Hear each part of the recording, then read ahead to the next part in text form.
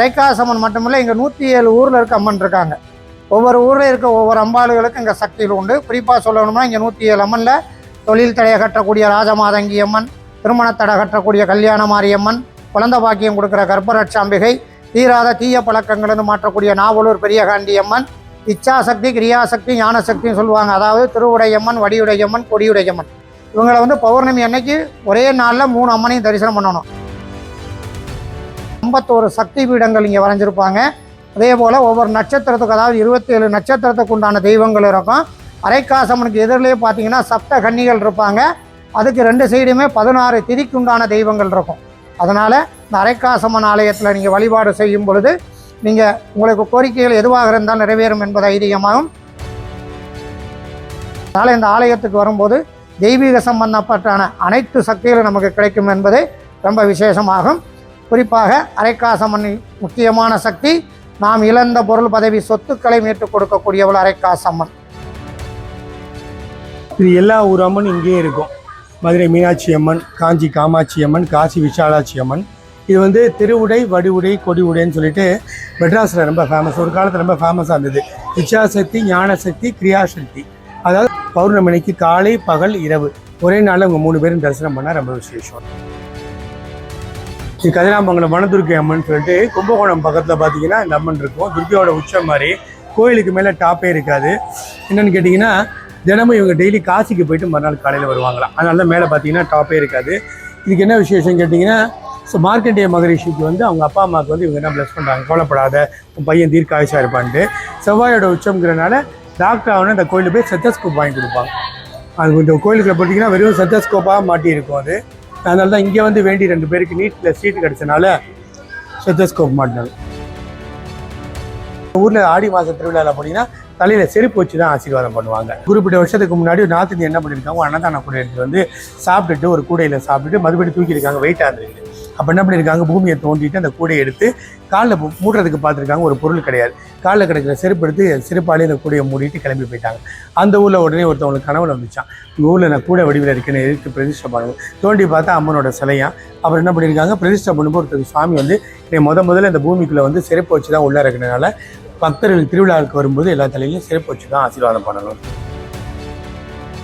உதாரணத்துக்கு ஒரு பொருளை வச்சுருங்க, ரொம்ப நேரம் தேடிக்கிட்டே இருப்பீங்க, கிடைக்காது. அரைக்காசம்மனை மனதார பிரார்த்தனை பண்ணிட்டு தேடினீங்கன்னா தேடின அதே இடத்துல கிடைக்கும். ஒரு மாயை மாதிரி நம்ம கண்ணை மறைச்சது உடனே கிடைக்கும். திருடிட்டு போனவங்க வீட்டில் நிறைய பேர் வேண்டிட்டு திருடினவனே வீட்டில் வாசலில் பொருள்லாம் மாட்டிலாம் வச்சுருக்கான். ஆற்றுல குளிச்சுட்டு போய் ஒருத்தர் செயின் காணா போய் 2 மாதம் கழிச்சு இங்கே வேண்டிட்டு அதே ஆற்றுல குளித்து செயின் எடுத்திருக்காரு. இதெல்லாம் ஒரு நோட்டு வச்சுருக்கோம். நோட்டில் விதவிதமாக எழுதுவாங்க. திருடவங்க மாட்டில் இங்கே நிறைய எங்கள் சொந்தக்காரங்களுக்கு இல்லையே அப்படி நடந்துருக்கு. திருடிட்டு போய் 15 நாள் கிடைக்கல. அரைக்காசம்மனை வேண்டி அர்ச்சனை பண்ணாங்க. மறுநாள் பார்த்தா வீட்டு கதவை திறக்கிறாங்க. கதவு வாசல் ஒரு பைக்குள்ளே அந்த லெட்டர் பேடு, எலுமிச்சம்பழம் எல்லாத்தையும் போட்டு மாட்டிட்டு போயிட்டாங்க.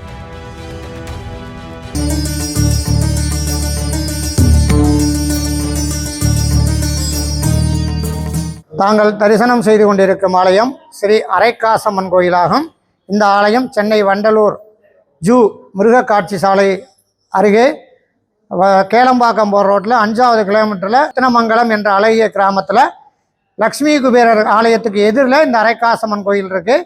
இந்த அரைக்காசம்மன் மட்டுமில்லை, இங்கே 107 ஊரில் இருக்க அம்மன் இருக்காங்க. ஒவ்வொரு ஊரில் இருக்க ஒவ்வொரு அம்பாளுகளுக்கும் இங்கே சக்திகள் உண்டு. குறிப்பாக சொல்லணும்னா இங்கே 107 அம்மனில் தொழில் தடையை கட்டக்கூடிய ராஜமாதங்கி அம்மன், திருமணத்தடை கட்டக்கூடிய கல்யாண மாரியம்மன், குழந்தை பாக்கியம் கொடுக்குற கர்ப்பரட்சாம்பிகை, தீராத தீய பழக்கங்களிலிருந்து மாற்றக்கூடிய நாவலூர் பெரியகாண்டி அம்மன், இச்சாசக்தி, கிரியாசக்தி, ஞானசக்தின்னு சொல்லுவாங்க. அதாவது திருவுடையம்மன், வடிவுடையம்மன், கொடியுடையம்மன். இவங்களை பௌர்ணமி அன்னைக்கு ஒரே நாளில் 3 அம்மனையும் தரிசனம் பண்ணணும். இவங்க சென்னையில் 3 ஊரில் தனித்தனியாக இருக்காங்க. திருமுல்லைவாயில், திருவற்றியூர், பேரிஸ் பக்கத்தில் மேலூருன்ற ஊரில் இருக்காங்க. ஆனால் இப்போ ஒரு கால சூழ்நிலைக்கு எல்லாருக்கும் அந்த சாத்தியங்கள் கிடைக்காது. ஆனால் இந்த அரைக்காசம்மன் கோயிலுக்கு வந்தீங்கன்னா முதல்ல மீனாட்சி, காமாட்சி, விஷாலாட்சி, திருவுடை, வடிவுடை, கொடியுடை, அந்த மாதிரி சக்தி சம்பந்தப்பட்ட 30 சக்தி உடைய அம்மன் இருக்கிறதுனால இந்த ஆலயத்தில் நீங்கள் வழிபாடு செய்கிறது உங்களுடைய கோரிக்கை பிரார்த்தனைகள் எதுவாக இருந்தால் நிறைவேறும் என்பது ஐதீகமாகும். குறிப்பாக அந்த அரைக்காசம்மனோட முழுமையான சக்தி, நாம் இழந்த செல்வங்களை மீட்டுக் கொடுக்கக்கூடியவள் அரைக்காசம்மன். தொலைந்து போன பொருள், மறதியான பொருள், கைவிட்டு போனது, நமக்கு வரவேண்டிய பூர்வீக சொத்துக்கள் எதுவாக இருந்தாலும் மீட்டுக் கொடுக்கக்கூடியவள் அரைக்காசம்மன். இந்த அரைக்காசம்மனை நீங்கள் வழிபாடு செய்யும் போது 108 ஊரில் போய் தரிசனம் பண்ணக்கூடிய பலன் நமக்கு கிடைக்கும் என்பதில் ஐயமில்லை. குறிப்பாக இந்த கோயிலில் நீங்கள் வழிபாடு செய்யும்போது 108 அம்மனுக்கும் காவலாக இருக்கக்கூடிய 18ஆம் படி கருப்பறையை இங்கே தரிசனம் பண்ணிக்கலாம். அதே மாதிரி 51 சக்தி பீடங்கள் இங்கே வரைஞ்சிருப்பாங்க. அதே போல் ஒவ்வொரு நட்சத்திரத்துக்கு, அதாவது 27 நட்சத்திரத்துக்கு உண்டான தெய்வங்கள் இருக்கும். அரைக்காசம்மனுக்கு எதிரிலே பார்த்தீங்கன்னா சப்த கன்னிகள் இருப்பாங்க. அதுக்கு 2 சைடுமே 16 திதிக்கு உண்டான தெய்வங்கள் இருக்கும். அதனால் இந்த அரைக்காசம்மன் ஆலயத்தில் நீங்கள் வழிபாடு செய்யும் பொழுது நீங்கள் உங்களுக்கு கோரிக்கைகள் எதுவாக இருந்தால் நிறைவேறும் என்பது ஐதீகமாகும். குறிப்பாக இந்த ஆலயத்தில் தினசரி விநாயகருக்கு பூஜை பண்ணுற மாதிரி ரோபோ யானை இருக்குது. இந்த ரோபோ யானைக்கு தினசரி கணபதி பூஜை நடக்குது. அதே மாதிரி இங்கே கோசாலை இருக்குது. கோசாலையில் மாடு நிறையா கண்ணுலாம் இருக்குது. குறிப்பாக ரொம்ப தெய்வீக சக்தியான காராம்பஸும் இங்கே இருக்குது. இந்த காராம்பஸில் பால் கறந்ததான் இந்த அரைக்காசம்மனுக்கு லக்ஷ்மி குபேரருக்கும் தினசரி அபிஷேகங்கள் நடக்குது. இந்த காராம்பஸும் நமக்கு ரொம்ப அரிதானது. இந்த காராம்பஸும் நம்ம பார்க்குறதோ அவங்கள தொட்டு வணங்குறதோ நமக்கு தெய்வீக சக்தி கிடைக்கும் என்ற ஐதீகமாகும். அதனால் இந்த ஆலயத்துக்கு வரும்போது தெய்வீக சம்பந்தப்பட்டான அனைத்து சக்திகளும் நமக்கு கிடைக்கும் என்பது ரொம்ப விசேஷமாகும். குறிப்பாக அரைக்காசம்மன் முக்கியமான சக்தி நாம் இழந்த பொருள் பதவி சொத்துக்களை மீட்டுக் கொடுக்கக்கூடியவள் அரைக்காசம்மன். இந்த கோயிலில் வெள்ளிக்கிழமை, செவ்வாய்க்கிழமை, ஞாயிற்றுக்கிழமை, அமாவாசை, பௌர்ணமியில் பிரசன்ன சீட்டுன்னு பார்ப்பாங்க. பிரசன்னம் என்பது நமக்கு நடக்கக்கூடியதை முன்கூட்டி தெரியப்படுத்துறது பிரசன்ன எந்திரம். இங்கே சகாதேவன் கணிச்ச பிரசன்ன எந்திரம் கோயில் அம்பாள் முன்னாடியே வரைஞ்சிருப்பாங்க. அதில் வந்து 108 சீட்டும் அங்கே இருக்கும். உங்களுடைய கோரிக்கைகள் பிரார்த்தனைகள் எதுவாக இருந்தாலும் அதை வேண்டிட்டு அந்த 108 சீட்டில் ஒரு சீட்டை எடுத்து கொடுத்தீங்கன்னா நீங்கள் எடுத்து கொடுத்த சீட்டில் என்ன எழுதி இருக்கோ அது இந்த அம்பாள் கொடுத்த வாக்கு. அதாவது இந்த காரியத்தை செயல்படுத்தலாமா, இல்லை லேட்டாக செயல்படுத்தணுமா, இல்லை அந்த காரியத்துக்கு எந்த தெய்வத்தை நமக்கு கும்பிட்டா நமக்கு வழி கிடைக்கும் அப்படின்ற பிரசன்ன வாக்கு இருக்கும். அந்த சீட்டையும் நீங்கள் வந்து பார்க்கலாம் அந்த கோயிலில். குறிப்பாக அதை பார்க்கக்கூடிய நாட்கள் வெள்ளிக்கிழமை, செவ்வாய்க்கிழமை, ஞாயிற்றுக்கிழமை, அமாவாசை, பௌர்ணமி போன்ற நிறைந்த நாட்களில் இந்த பிரசன்ன சீட்டு நம்ம பார்க்குறது ரொம்ப விசேஷமாக இருக்கும். அதே போல் இந்த கோயிலில் ஒரு முக்கியமான விசேஷம் என்னென்னு கேட்டிங்கன்னா டிவோட்டிஸ் நோட்டுன்னு இங்கே இருக்கும். அதாவது முக்கியமான விஷயங்கள்லாம் ஒவ்வொருத்தருக்கும் இங்கே வேண்டிட்டு போவாங்க. வேண்டிட்டு போனவுடனே அந்த அம்பாள்கிட்ட வந்து காணிக்கை செலுத்த வரும்போது அவங்களே சொல்லுவாங்க, இந்த மாதிரி அரைக்காசம்மனை வேண்டிட்டு போனேன், எனக்கு இந்த காரியங்கள்லாம் நடந்துச்சு அப்படின்னு சொல்லி எழுதி வைக்கக்கூடிய டிவோட்டிஸ் நோட்டும் இங்கே இருக்குது. அதனால் உங்களுடைய கோரிக்கையை மனசார அரைக்காசம் வேண்டி பிரார்த்தனை பண்ணுங்கள். உங்களுடைய கோரிக்கையெல்லாம் சீக்கிரம் நடக்கும். நீங்களும் அந்த பிரசன்ன சீட்டில் அம்பாளோட புகழை பரப்புறதுக்காக நீங்களும் அதை எழுதி வச்சு அம்பாளோட பரிபூர்ணமான அருளை பெற்றுக்கொள்ளலாம். ஓம் காத்யாயனாய வித்மகே கண்யகுமாரி தீமகே தன்னோ அரைக்காசம்மன் பிரஜோதயாது. லக்ஷ்மி குபேரர் ஆலயத்திலும் ஸ்ரீ அரைக்காசம்மன் ஆலயத்திலும் வந்து வழிபாடு செய்யும் அனைத்து பக்தர்களின் இல்லங்களிலும் லக்ஷ்மி குபேர சம்பத்து கொட்டட்டும் கொட்டட்டும், அரைக்காசம்மன் அருள் கிட்டட்டும் கிட்டட்டும். வாழ்க வளமுடன், நாளும் நலமுடன், அரைக்காசம்மன் துணையுடன். இது வந்து கண் திஷ்டி கணபதினு சொல்லி வீட்டு வாசலாக மாட்டியிருப்பாங்க, பார்த்துருக்கீங்களா? திருஷ்டிக்காக வழிபடுறது. இந்த கணபதியை வழிபடும்போது நமக்கு திருஷ்டிகள் விலகும் அப்படிங்கிற மாதிரி அதிகம். அரைக்காசம்மன் கோயிலுக்கு முன்னாடி வந்தால் முதல்ல பார்த்தீங்கன்னா கண் திஷ்டி கணபதி. இது எல்லா ஊர் அம்மன் இங்கேயே இருக்கும். மதுரை மீனாட்சி அம்மன், காஞ்சி காமாட்சி அம்மன், காசி விஷாலாட்சி அம்மன். இது வந்து திருவுடை, வடிவுடை, கொடி உடைன்னு சொல்லிட்டு மெட்ராஸில் ரொம்ப ஃபேமஸ். ஒரு காலத்தில் ரொம்ப ஃபேமஸாக இருந்தது. இச்சாசக்தி, ஞானசக்தி, கிரியாசக்தி. அதாவது பௌர்ணமி அன்னைக்கு ஒரே நாளில் இவங்க 3 பேரையும் பார்க்கணும் அப்படிங்கிற மாதிரி. ஸோ இவங்க தான் இச்சாசக்தி, திருவுடை அம்மன், ஞானசக்தி, கிரியாசக்தி. ஞானசக்தி திருவற்றியூர், வடிவுடை அம்மன், கிரியாசக்தி. இவங்க பௌர்ணமி அன்னைக்கு காலை, பகல், இரவு ஒரே நாளில் இவங்க 3 பேரும் தரிசனம் பண்ணால் ரொம்ப விசேஷம். அந்த 3 அம்மன் பார்த்தீங்கன்னா இங்கே ஒரே இடத்துல இருப்பாங்க. கொல்லூர் மூகாம்பிகை அம்மன், உஜ்ஜயினி மாகாளி அம்மன், அன்னை காயத்ரி அம்மன், ஈரோடு பண்ணாரி அம்மன், திருமங்கலக்குடி மங்களாம்பிகை அம்மன், பட்டீஸ்வரம் துர்க்கை அம்மன், விஸ்வதுர்க்கை. இங்கெல்லாம் பார்த்தீங்கன்னா வரிசையாக துர்க்கைகளாக இருக்கும். கதிராமங்கலம் மணதுர்க்கை அம்மன் சொல்லிட்டு இவங்க வந்து செவ்வாயோட உச்சம் மாதிரி. கும்பகோணம் பக்கத்தில் இருக்குது இந்த கதிராமங்கலம் மணதுர்க்கை அம்மன். டாக்டர் ஆகும்னா இந்த கோயிலுக்கு போவாங்க. இது கதிராமங்கலம் மணதுர்க்கை அம்மன் சொல்லிட்டு கும்பகோணம் பக்கத்தில் பார்த்தீங்கன்னா இந்த அம்மன் இருக்கும். துர்க்கையோட உச்சம் மாதிரி. கோயிலுக்கு மேலே டாப்பே இருக்காது. என்னென்னு கேட்டிங்கன்னா தினமும் இவங்க டெய்லி காசிக்கு போயிட்டு மறுநாள் காலையில் வருவாங்களாம். அதனால தான் மேலே பார்த்தீங்கன்னா டாப்பே இருக்காது. இதுக்கு என்ன விசேஷம் கேட்டிங்கன்னா, ஸோ மார்க்கண்டேய மகரிஷிக்கு வந்து அவங்க அப்பா அம்மாவுக்கு வந்து இவங்க என்ன ப்ளஸ் பண்ணுறாங்க, கவலைப்படாத உன் பையன் தீர்க்காயுஷா இருப்பான்ட்டு. செவ்வாயோட உச்சம்ங்கிறனால டாக்டர் ஆகணும் இந்த கோயிலுக்கு போய் செத்தஸ்கோப் வாங்கி கொடுப்பாங்க. அது இந்த கோயிலுக்குள்ள பார்த்தீங்கன்னா வெறும் செத்தஸ்கோப்பாக மாட்டி இருக்கும் அது. அதனால தான் இங்கே வந்து வேண்டி 2 பேருக்கு நீட்டில் சீட்டு கிடச்சனால செத்தஸ்கோப் மாட்டினாங்க. கதிராமங்கலம் மணதுர்க்கை அம்மன் சொல்லிட்டு இங்கே எல்லாம் பார்த்தீங்கன்னா துர்க்கையாக இருக்கும். துர்க்கை அம்மன், விஷ்ணு துர்க்கை அம்மன், பட்டீஸ்வரம் துர்க்கை அம்மன், மங்களாம்பிகை அம்மன், ஈரோடு பண்ணாரி அம்மன் சொல்லிட்டு சிதம்பரம் தில்லைக்காளி. இந்த ஈரோடு பண்ணாரி அம்மன் ஒரு விஷயம். அந்த ஈரோடு அவங்க அனிதா குப்புசாமி வந்து வேண்டாங்களா, எல்லா ஊர்லேயும் கச்சேரி பண்ணியிருக்கேன், நான் பிறந்து வளர்ந்த ஊர் ஈரோடு, அந்த ஊரில் கச்சேரி பண்ண முடியலையேன்னு சொல்லிட்டு கரெக்டாக இங்கே காலையில் வேண்டிட்டு போயிருக்காங்க. சாயந்தரம் அந்த ஊரில் வந்து கோயிலில் வந்து கச்சேரி புக் பண்ணியிருக்காங்க. விஜயவாடா கனகதுர்க்கை அம்மன், இதெல்லாம் துர்க்கை அம்மன். உறையூர் ஜெயகாளிகாம்பலம்மன், நாகை நெல்லிக்கடை மாரியம்மன், திண்டுக்கல் ராஜகாளியம்மன், கன்னியாகுமரி குமரியம்மன், ஈரோடு பெரிய மாரியம்மன், அறந்தாங்கி 5 வீட்டு காளியம்மன், சிறுவாச்சூர் மதுரை காளியம்மன், கோவில்பட்டி செண்பகவல்லியம்மன், கல்கத்தா காளியம்மன். இங்கெல்லாம் காளி அம்சமாக இருக்கும். இப்போ ஒரு மண்டபத்துக்கு ஒரு பேர் இருக்குது. அந்த திரிசக்தி மண்டபம், வித்யா மண்டபம். இந்த மண்டபத்தில் பார்த்தீங்கன்னா எல்லாம் காளியம்மனாக இருக்கும். திருவண்ணாமலை அபதகுஜலாம்பலம்மன், மயிலாப்பூரில் இருக்க சென்னை கோலவெளி அம்மன், சக்குளத்துக்காவு பகவதி அம்மன், ராஜமாதாங்கி அம்மன். கலைகளுக்கெல்லாம் அதிதேவதை இவங்க தான். இந்த அம்மனை தான் குபேரன் எப்பயுமே வசியம் பண்ணிக்கிட்டே இருப்பாராம். இந்த அம்மனோட கலர் கூட பார்த்தீங்கன்னா ஃபேஸ் வந்து பச்சையில் இருக்கும். காஞ்சிபுரம் காமாட்சி அம்மன் கோயில் உள்ளே போனீங்கன்னா இந்த ராஜமாதாங்கி அம்மனை தான் வரைஞ்சிருப்பாங்க. ஸோ அதில் பார்த்தீங்கன்னா வீணையும் கிளியும் வச்சுருக்காங்க, பச்சையில் இருப்பாங்க. குரங்கணி முத்துமாளி அம்மன், கோவை தண்டுமாரி அம்மன், திருநெல்வேலி முத்துப்பேச்சி அம்மன், நெல்லை காந்திமதி அம்மன், திருவாரூர் கமலாம்பி அம்மன். ஞான ஒளி மண்டபத்தில் பார்த்தீங்கன்னா கொஞ்சம் அம்பாள் ஸ்வரூபத்தில் இருக்க அம்மன்லாம் இங்கே இருக்கும். இது வசியமுகி அம்மன், தாயமங்கலம் முத்துமாரி அம்மன், சந்தோஷி மாதா அம்மன், ராசிபுரம் வித்தியாசமங்கலி மாரியம்மன், தேவக்கோட்டை கோட்டையம்மன், திருப்பதி வகுலாதேவி அம்மன் சொல்லிட்டு திருப்பதி வெங்கடாஜலபதியை வளர்த்த தாயார். இங்கே திருப்பதி தரிசனம் பண்ணிட்டு வந்து வெளியே வந்து பார்த்தீங்கன்னா கண்ணாடி கூட்டுக்குள்ள ஒருத்தவங்க இருப்பாங்க. ஸோ அந்த கண்ணாடி கூட்டுக்குள்ள ஆப்போசிட்டில் பார்த்தீங்கன்னா ஒரு ஹோல் மாதிரி ஓட்டை மாதிரி போட்டிருப்பாங்க. எட்டி பார்த்தீங்கன்னா சமையல் பண்ணுவாங்க. ஏன்னா இவங்க மேற்பார்வையில் தான் அந்த அவருக்கு பெருமாளுக்கு சமையல் பண்ணணுமா. அதனால திருப்பதியில் வெங்கடாஜலபதி வகுலாமான்னு சொல்லிட்டு இப்போ பார்த்தீங்கன்னா திருப்பதிக்கு பக்கத்தே தனியாக வகுலாதேவின்னு கோயில் கட்டியிருக்காங்க. இந்த வெங்கடாஜலபதி வளர்த்த தாயார். குடமுருட்டி சீத்தலா தேவி அம்மன் சொல்லி கண் நோய் அம்மை நோயெல்லாம் விரட்ட கொடுவாங்க சக்தி கொண்டவங்க. அதெல்லாம் பார்த்தீங்கன்னா கையிலே பார்த்தீங்கன்னா தொடப்பம் வச்சுருப்பாங்க. இவங்களோட ஆயுதமே தொடப்பம். இது கோயிலோட வந்து குபேர மூலை. அதெல்லாம் கனகதாரலட்சுமி, ஆதிசங்கரர், மகாலட்சுமி, கனகதாரலட்சுமி. பெரியபாளையம் பவானி அம்மன், கருமாரி அம்மன், சூலூர்பேட்டை செங்காலம்மன், அங்காளம்மன், குலசேகரப்பட்டினம் முத்தாரம்மன் சொல்லிட்டு இந்த அம்மன் எப்பவுமே சிவனை விட்டு பிரிய மாட்டாங்களாம். அதெல்லாம் பார்த்தீங்கன்னா எப்பவுமே சிவனோட சேர்ந்த மாதிரி இவங்க எல்லா அம்மன் தனித்தனியாக இருக்கும். பட் இந்த அம்மன் பார்த்தீங்கன்னா சிவனோட சேர்ந்துருக்கும். திருச்செந்தூர் பக்கத்தில் கேள்விப்பட்டிருக்கீங்க, முத்தாரம்மன் திருவிழா 10 நாள் திருவிழா கொண்டாடுவாங்க. அந்த அம்மன். சமயபுரம் மாரியம்மன், மரத்துறை காத்தியாயினி அம்மன், காத்தியாயினா பார்வதி அம்சம், காத்தியாயினி அம்மன்.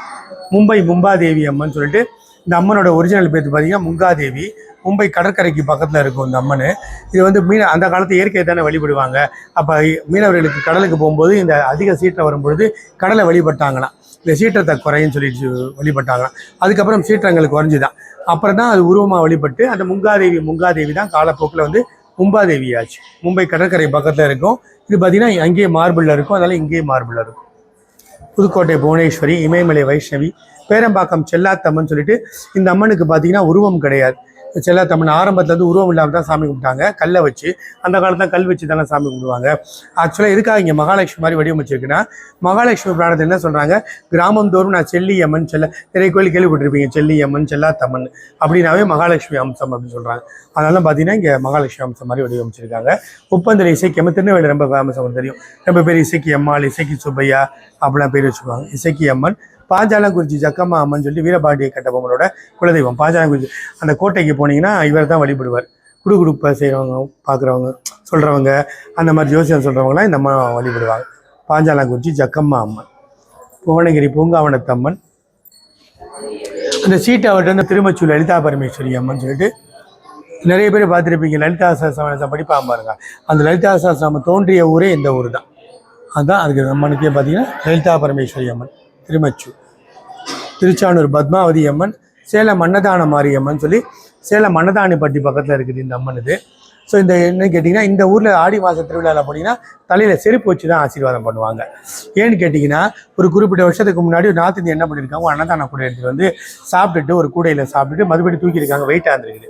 அப்போ என்ன பண்ணியிருக்காங்க, பூமியை தோண்டிட்டு அந்த கூடையை எடுத்து காலில் மூடுறதுக்கு பார்த்துருக்காங்க. ஒரு பொருள் கிடையாது, காலில் கிடைக்கிற செருப்பு எடுத்து செருப்பாலே அந்த கூடையை மூடிட்டு கிளம்பி போயிட்டாங்க.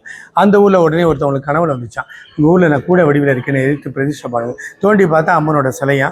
அப்புறம் என்ன பண்ணியிருக்காங்க, பிரதிஷ்டை பண்ணும்போது ஒருத்தர் சுவாமி வந்து முதல்ல இந்த பூமிக்குள்ளே வந்து செருப்பு வச்சு தான் உள்ளே இருக்கிறதுனால பக்தர்கள் திருவிழாவுக்கு வரும்போது எல்லா தலையிலையும் சிறப்பு வச்சு தான் ஆசீர்வாதம் பண்ணணும்னு சொல்லிட்டு அன்னதான பட்டிங்கிறதுனால தான் அன்னதான மாரியம்மன் சேலம் பக்கத்தில் இருக்குது.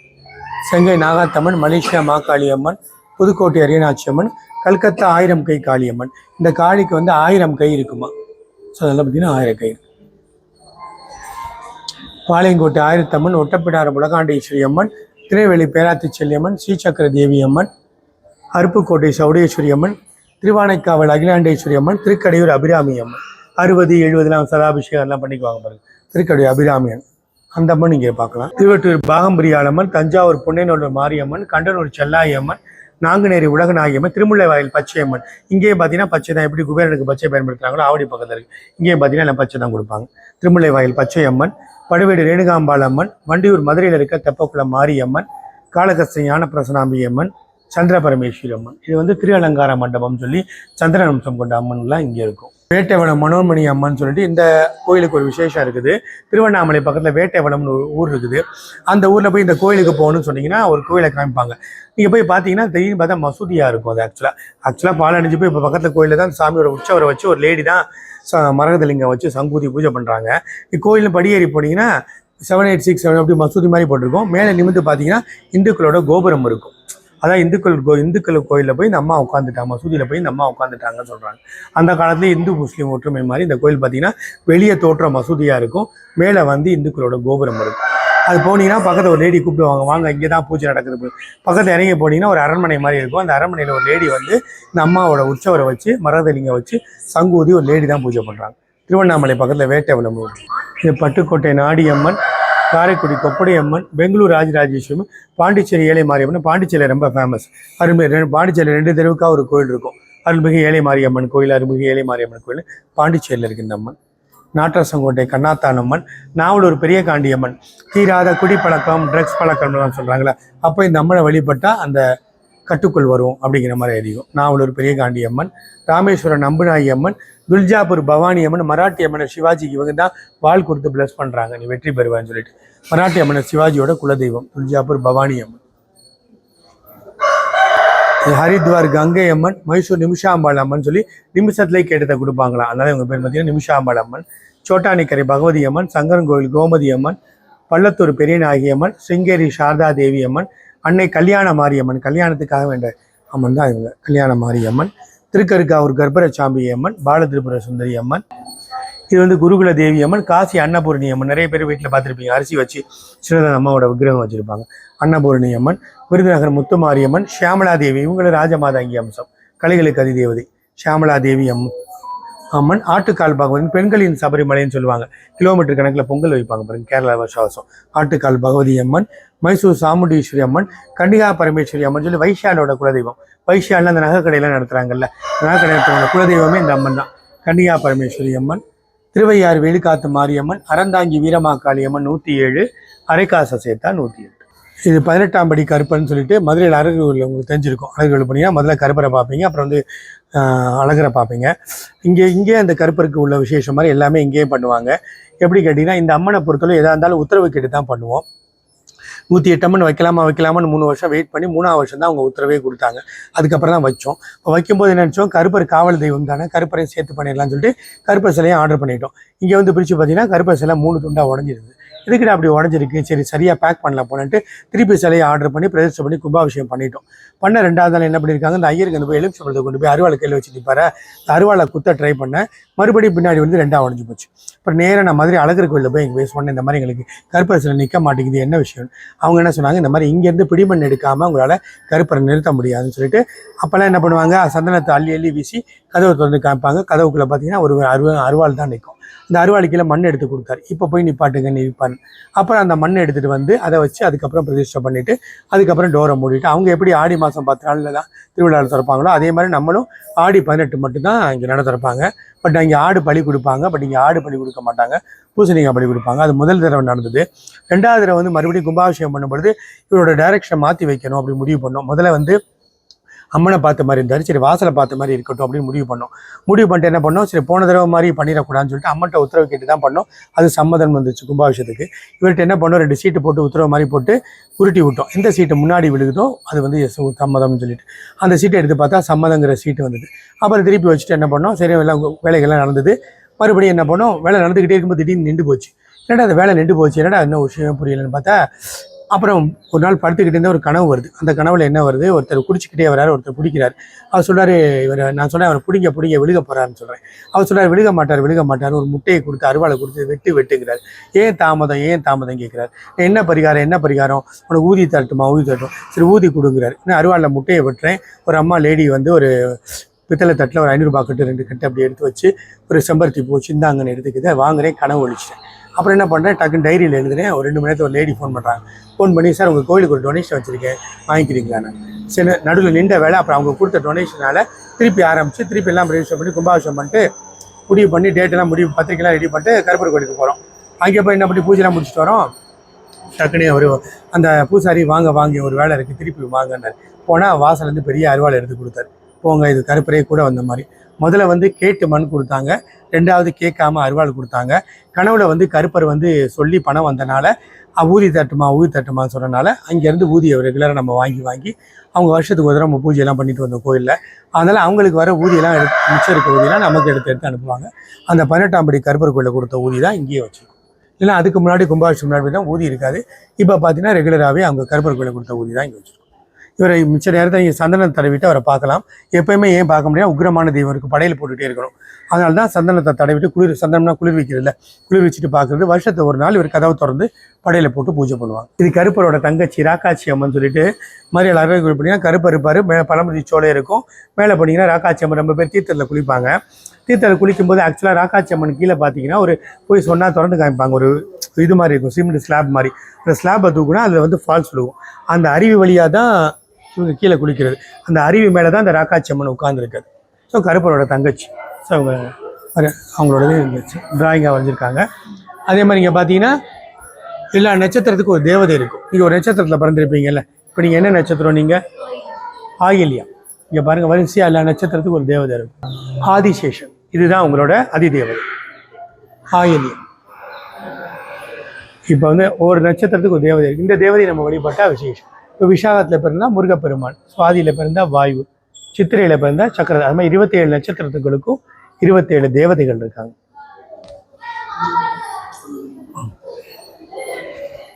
இது வந்து திதி தேவதைகள். ஒரு திதியில் பிறந்திருப்பீங்கல்ல, ஏதோ ஒரு திதியில் பிறந்திருப்பீங்க நீங்கள். பிரதமை, துதியை, திருதியை, பஞ்சமி, சஷ்டின்னு சொல்லிட்டு இன்னைக்கு பார்த்தீங்கன்னா சஷ்டி. அந்த திதியோட தேவதைகள் தான் இவன் மகா வஜ்ரேஸ்வரி. இந்த தேவதை, அதுக்கு தெய்வம் வந்து செவ்வாய். தேவதை தெய்வம், அந்த திதி தான் மேலே இருக்குது. இது மாதிரி 16 திதிகளுக்காக 16 தேவதைகள். இவங்க வந்து சப்த கன்னிமார்கள். ஈத்தாப்பில் இருக்கவங்க சப்த கன்னிமார்கள். இந்த திதி தேவதைகள் இங்கேயே இருக்கும். இதோட பேலன்ஸ் வந்து 2 சைடில் இருக்கும். இவங்க பிரகதாம்பாள் இவங்களை தான் வந்து அரைக்காசம்மன் வாய் வழியாக சொல்லுவாங்க. புதுக்கோட்டையில் இருக்க பிரகதாம்பாளை தான் அரைக்காசம்மன் சொல்லுவாங்க. இது வந்து அரைக்காசம்மன் பேர் வச்சு முத கட்டப்பட்ட கோயில் இதுதான்.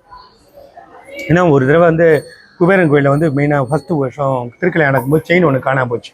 ஸோ அப்போ வந்து என்ன பண்ணால் அரைக்காசம்மனை வேண்டி செயின் கிடச்சிச்சின்னா கண்டிப்பாக முதல்ல கல்யாணத்தை செயினை காணாமல் இந்த செயின் கிடச்சிச்சின்னா கண்டிப்பாக அவனோட சிலை பிரதிஷ்டை பண்ணணும்னு வேண்ட கொஞ்சம் நேரத்தில் பார்த்தீங்கன்னா கூட்டிகிட்டே இருக்கும்போது ஒரு பூ எடுத்துகிட்டு ஒரு பையன் எடுத்துகிட்டு வரான். இந்த பூக்குள்ள ஒரு செயின் கிடக்குது, யார் செயின் தெரியல பாருங்கன்னு சொல்லி கொடுத்தான். ஐயருக்கு ஏதோ அள்ளி போடும்போது பூவோட சேர்த்து போட்டுட்டாங்க போல். வேண்டின கொஞ்சம் நேரத்தில் கிடச்சனால உடனே என்ன பண்ணோம், அப்புறம் சிலை முடிவு பண்ணி 13 நாளில் வந்து கரெக்டாக சிலை முடிவு பண்ணி ஜூலை 17 முதல்ல 2003 ஜூலை 17 ஆடி 1 ஃபஸ்ட்டு ஒரு அரைக்காசம்மன் கும்பாபிஷேகம் பண்ணோம். இந்த கோயிலுக்கு பின்னாடி 5 மரம் ஒரே இடத்துல இருக்குது. வேம்பு, அரசு, நுணா போன்ற 5 வேப்ப மரத்துக்கீழே தான் முதல்ல சின்னதாக இருந்தது. நடுவில் அதுக்கப்புறம் 2வது எடுத்து பிரதிஷ்டை பண்ணி ஒரு 2வது கும்பாபிஷேகம் இருந்தது. 3வது 108 அம்மன் வச்சு கும்பாபிஷேகம். இதுவரை 3 முறை கும்பாபிஷேகம் ஆயிடுச்சு. அரைக்காசம்மன் பேர் வச்சு முத கட்டப்பட்ட கோயில் இதுதான்.